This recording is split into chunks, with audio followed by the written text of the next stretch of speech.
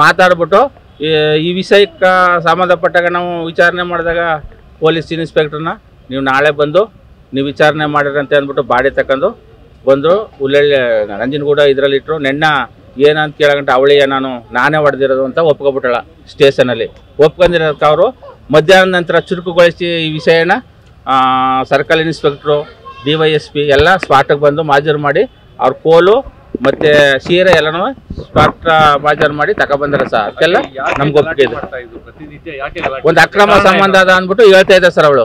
ಅವ್ರೊಂದು ಅಕ್ರಮ ಸಂಬಂಧ ಇಟ್ಕೊಬಿಟ್ಟಿನಿ. ಬಲರಾಮಣ್ಣಮ್ಮ ಕೋಟೆವನವನು ಯಾರ ಹೇಳು ಅಂತ ಕೇಳಿದ್ರು ಈ ಅಕ್ರಮ ಸಂಬಂಧಿನ 13 ದಿವಸದೊಳಗೆ ನೀವು ಬರದೇ ಹೋದ್ರೆ ನೀನು ಏನಾರ ಮಾಡ್ತೀನಿ ಹಂಗ ಹಿಂಗ ಅಂತ ಎದುರಿಸ್ತಿದ್ನಂತ ಅವನು. ಆ ಬಲರಾಮ ಯಾರಂತ ನಮ್ಮ ಗ್ರಾಮದವ್ರಿಗೆ ಇನ್ನೂ ಗೊತ್ತಿಲ್ಲ ಸರ್. ಆಗ ಅವನ್ನ ತನಿಖೆಗೆ ತಗೊಂಡು ಎಲ್ಲ ಪೊಲೀಸ್ ಡಿಪಾರ್ಟ್ಮೆಂಟ್ನವ್ರು ವಿನಂತಿ ಮಾಡ್ಕೊತೀವಿ. ಅವ್ರು ತನಿಖೆಗೆ ತಗೊಂಡು ಸೂಕ್ತ ಅವ್ನಿಗೆ ಸರಿಯಾದ ನ್ಯಾಯ ದೊರಕಿಸ್ಬಿಡಬೇಕು ವೀರಣ್ಣಗಂತ ನಮ್ಮ ಗ್ರಾಮನೇ ಕೋರ್ಕತಾ ಇದೀವಿ ಸರ್. 3 ವರ್ಷದಿಂದ ಮದುವೆ ಆಗಿತ್ತು, ಆಗಾಗ ಜಗಳ ಮಾಡ್ತಿದ್ರಲ್ಲ, ಇದು ಒಂದು ಕಾರಣ ಮನೆದು. ಮತ್ತೆ ಯಾವ ಕಾರಣಕ್ಕೆ ಜಗಳ ಆಗ್ತಾ ಇತ್ತು ಅಂತ ಅದೇ ಸರ್, ಒಂದು ಫೋನ್ ತೆಗೆದು ಕೊಟ್ಟಿದ್ದಂತ ಅವನು ಒಂದು ಫೋನ್ ತೆಗೆದು ಕೊಟ್ಟು ಆ ಫೋನ್ ವೀರನ್ನಲ್ಲ ಅವನೇ ತೆಗೆದುಕೊಟ್ಟು ಬಲರಾಮಣ್ಣವ ತೆಗೆದುಕೊಟ್ಟು ಆ ಫೋನ್ ಇಟ್ಕೊಂಡಿದ್ದಂತ 1.5 ದಿವಸದಲ್ಲಿ ಕಿತ್ಕೊಬಿಟ್ನಂತ ಅವನ ಫೋನ. ಅವನೇ ಬಲರಾಮಣ್ಣವ ಕಿತ್ಕೊಬಿಟ್ನಂತ.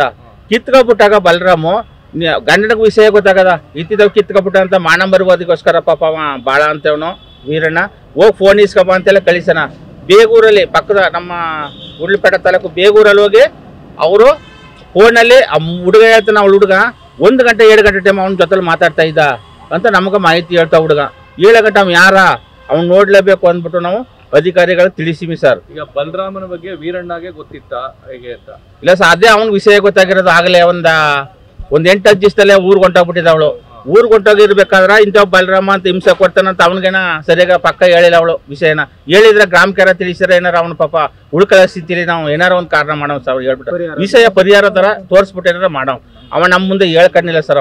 ಅವನ ಮನಸ್ಸಲ್ಲಿ ಏನು ನೋವುಗಳವಾದ ತಾನೊಳಗೆ ಇಟ್ಕೊಬಿಟ್ಟನ, ತನ್ನೊಳಗೆ ಇಟ್ಟು ಪ್ರಾಣ ಬಿಟ್ಟ ಸರ್. ಅದು ಈಗ ಈ ತರ ಮಾಡಿದ್ರೆ ಅವ್ರಿಗೆ ಏನ್ ಶಿಕ್ಷೆ ಆಗ್ಬೇಕು ಅಂತ ನಮ್ಮ ಪ್ರಕಾರ ಸರ್? ಕಠಿಣ ಶಿಕ್ಷೆ ಆಗ್ಬೇಕು ಅವಳಿಗೆ ಕಠಿಣ ಶಿಕ್ಷೆ ಅಂದ್ರೆ ಕಠಿಣ ಶಿಕ್ಷೆ. ಅವಳಿಗೆ ಜೀವಾವಧಿ ಅವ್ರು ಬರಲೇಬಾರ್ದು ಈಚಕ ಅಂತವ್ರು ಬಂದ್ರ ಭಾಳ ನೋವಾಯ್ತದ ಸರ್ ನಮ್ಗೆ.